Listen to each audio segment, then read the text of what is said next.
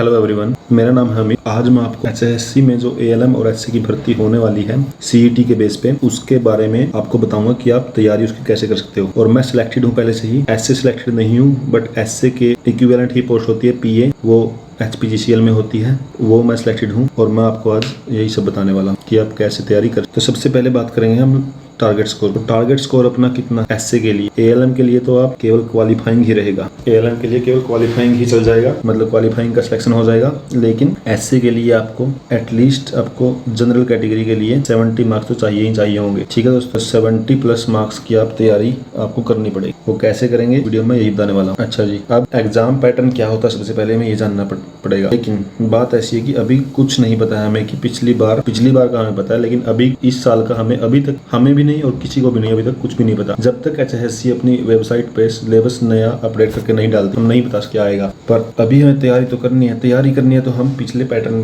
के हिसाब से हमें तैयारी करनी चाहिए। तो टेक्निकल क्वेश्चन आते हैं आपके 70, कंप्यूटर के आते हैं 10 और अदर आते हैं 20। ये अदर में आ गया हरियाणा जी के आ गया, इंडिया जी के आ गया, और भाई मैथ आ गया, मतलब क्वांट रीजनिंग आ गया। हिंदी इंग्लिश पिछली बार आया नहीं था, पर इस बार क्या पता आ जाए। ठीक है दोस्तों, तो हमें कैसे तैयारी करनी, अभी आप देखो कि सबसे ज्यादा मैटर क्या करेगा। देखो, प्री तो हम क्लियर करके ही जाएंगे, तभी हम मेंस देंगे। तो अब मैटर टेक्निकल ही करेगा भाई। ठीक है, तो अब मैटर केवल और केवल टेक्निकल ही करेगा। आपको टेक्निकल की प्रिपरेशन पे ही ध्यान देना है ज्यादा, बाकी सब कुछ बाद में देखेंगे, पहले टेक्निकल की ही प्रिपरेशन करनी। अब बात यह है कि टेक्निकल में क्या प्रिपेयर करेंगे हम। पिछली बार जो क्वेश्चंस थे वो काफी बेसिक नेचर के थे, बेसिक। और जो आईटीआई का लेवल होता है वो भी बेसिक ही होता है, उसमें कुछ ज्यादा थियोरम्स वगैरह ज्यादा नहीं होती हैं थियोरम्स, बट उनके अंदर नहीं घुसा, उनके प्रूफ्स में हम नहीं घुस। यहीं पे पोलटेक और बीटेक में हम लोग काफी ज्यादा डीप में घुस जाते हैं किसी एक थ्योरम के, लेकिन आईटीआई बेस पे हम नहीं घुस। और वही आता है आपका, वही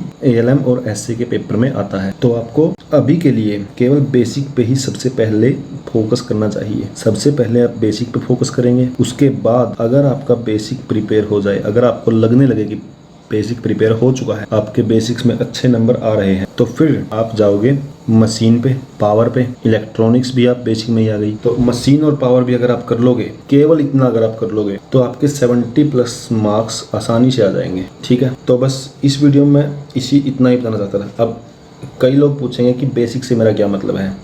बेसिक से मेरा सिंपल सा मतलब ये है कि बेसिक मतलब है बेसिक इलेक्ट्रिकल इंजीनियरिंग, BEE एक हमारा एक सब्जेक्ट होता था, वो आपको ढंग से करना है, वो सबसे अच्छा आपका होना चाहिए। उसके बाद ही करना है जो कुछ भी करना है। अभी अगर आप शुरू में ही ट्रांसफॉर्मर्स वगैरह करने लग जाओगे तो भाई उनमें आपको रट्टा ज़्यादा लगाना पड़ेगा, समझ में कुछ नहीं आएगा। इसलिए अगर कोई फ्रेशर है, बिल्कुल टेक्निकल को हाथ में नहीं लगाया, तो वो बेसिक ही करे सबसे पहले।